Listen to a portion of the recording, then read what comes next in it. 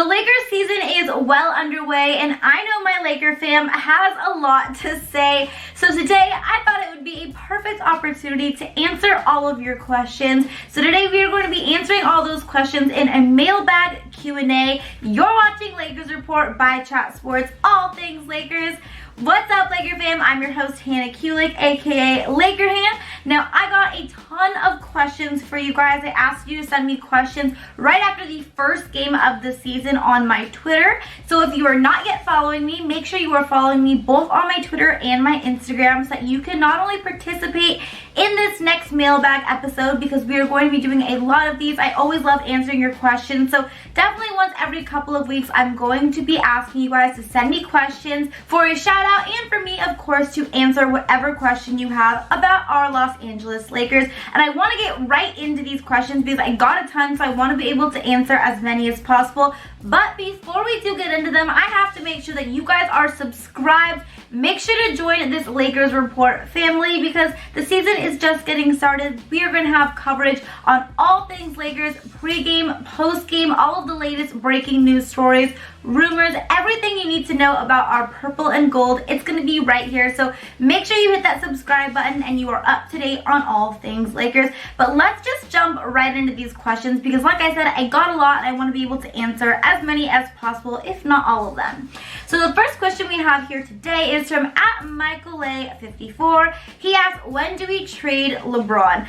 Okay guys, I understand that I did ask these questions. I did ask you guys to send me questions after the Lakers lost to the Clippers.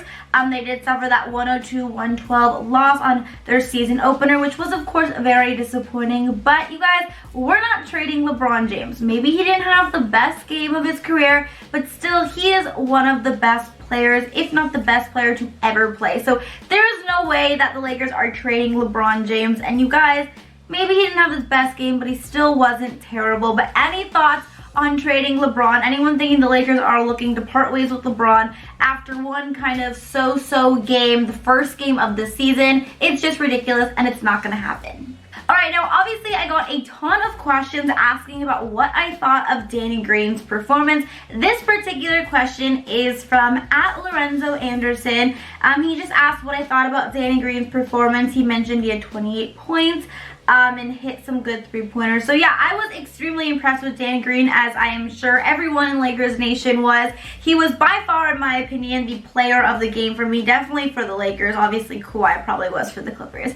But yeah, Danny Green had an amazing game. He actually set a Lakers record in most points scored in a Lakers debut. He actually beat Kareem Abdul-Jabbar. So that just goes to show what an impressive performance Danny really did put on. Like Lorenzo mentioned, he had 28 points. I think he hit 7 three-pointers. So he was honestly, in my opinion, the biggest bright spot. And for a quarter or two there, really the only bright spot for the Lakers from that game that I saw. He was terrific. I was extremely impressed. And I was even more so excited because he didn't have the greatest preseason, in my opinion, and I think I mentioned in my preseason winners and losers video that I was a little disappointed in Danny Green. So it was really nice to see him have a very, very impressive performance in that good game, because in that first game, because of course Danny Green is going to be a huge part of this team. They could really use his scoring and of course his defense. So Danny Green, obviously an amazing, amazing first game for the Lakers, and I was very impressed by it. So Danny Green was definitely the player of the game for the Lakers, in my opinion. But do you guys agree with me? Do you think Danny Green was the Lakers'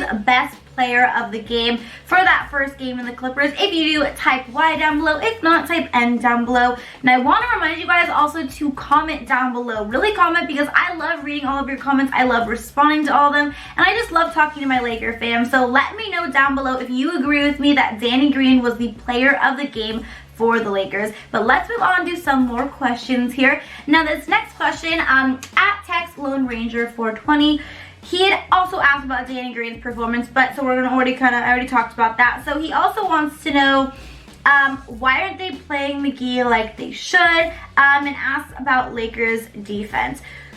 So yeah, it was a little confusing because I agree. You know, I thought the Lakers had a big advantage over the Clippers because of their front court, and because the Clippers are a very small team and we obviously have a very dominant front court, but it didn't really feel like the Lakers took advantage of that at all. It really felt, in my opinion, that the Lakers were trying to match the Clippers instead of forcing the Clippers to try to match the Lakers. So definitely was very disappointed in that, but again, it just wasn't their best performance overall. I think in terms of, you know, their defense, I don't think necessarily the entire game was horrible defensively, but I think what really stood out for me was that second quarter. I know that's the second quarter that Frank Vogel's mentioned a ton. They really just kind of fell apart defensively, and that was really when we saw the game turn, because obviously the Lakers got off to a really nice start in that first quarter. I was extremely excited, but once the second quarter hit, they really just kind of fell apart defensively, and they just were never quite able to really get back after that second quarter. At Sleekshorn83, oh well, they asked a lot of questions. Okay, so they said,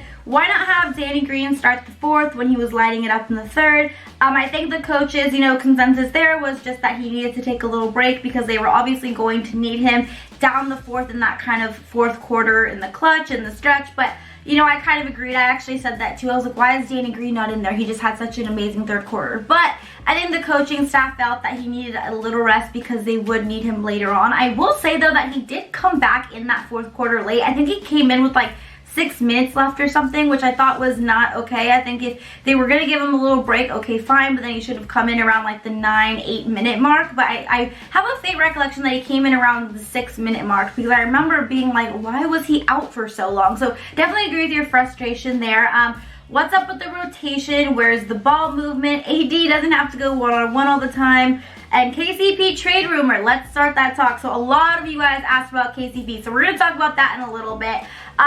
In terms of the rotation, the ball movement, and then Anthony Davis in particular going one-on-one, I think a big part of, you know, we have to remember, you guys, a lot of the Lakers' key players are out with injuries, and having Kyle Kuzma out, we had Rajon Rondo out in that first game, also Alex Caruso, guys who are going to, you know, make some pretty solid contributions. Also, you know, obviously Kuz and Rondo going to make some pretty big ones and are a big point of our team, so having those two guys out for that first game was obviously not an ideal situation. And Caruso's also a guy who the Lakers could have definitely used as well. You know, he's a bigger point guard for us. He could have really helped us defensively, also scoring. So having those guys and a lot of just our guys in general that are going to be a big part of this team out was not an ideal situation. So that's kind of why I think the rotation was a little bit, you know, not the best. Now, in terms of your question about where was the ball movement, talking about Anthony Davis going one-on-one all the time, I agree with you. You know, the offense was really stagnant.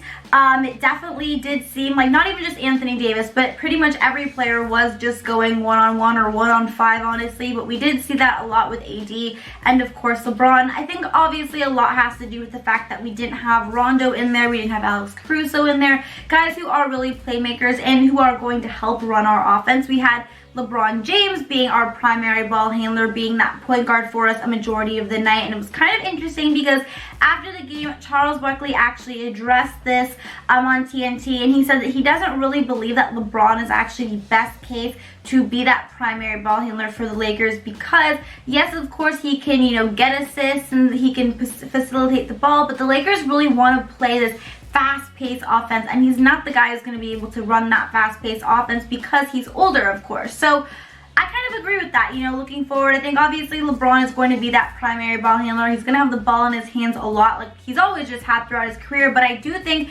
it is more wise for the Lakers to have another point guard in there as well, just to help kind of push the pace a little bit.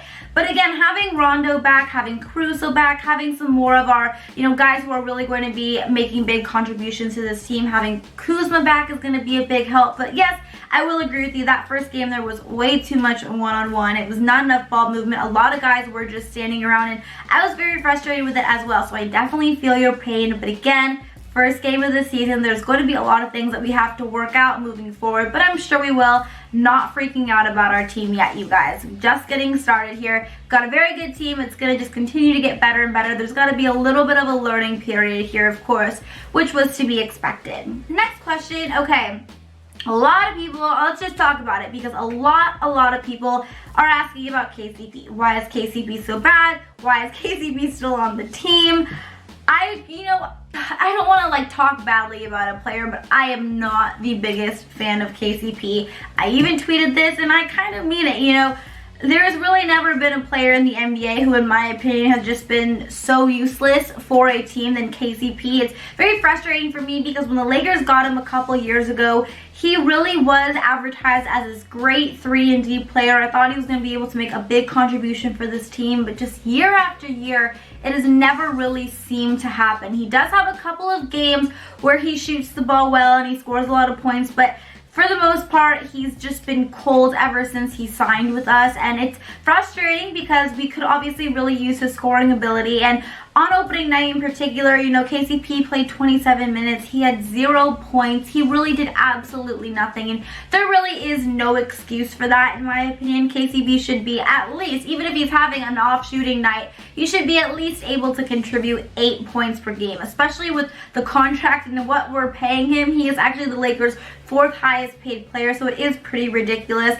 Now, in terms of trading him, we can't really trade him until December if the Lakers even look to do so. As of now, Frank Vogel seems like he is a really big fan of KCP, so hopefully, it seems like he's going to be getting a lot of minutes. Hopefully, he's going to be able to have a better showing and make more of an effort during those minutes. We're just going to have to wait and see. But, you know, I agree with you guys. KCP has really just always been a big disappointment for me. I don't really see the big point in playing him, but it seems like he's going to continue to play, so we just have to kind of pray, keep our fingers crossed that he is able to do something and make more of a contribution, because he definitely did absolutely nothing on the Lakers opening night against the Clippers, that's for sure. That is going to be it for today's mailbag Q&A. If I did not answer your question, I am so sorry. Again, please follow me on Instagram and Twitter so that you can keep asking me questions. I do love to respond to you guys, and I try to respond to as many DMs that I get and as many messages about the Lakers that I get. And of course, make sure to follow me so that when I do another one of these, which I will be doing very soon, you can participate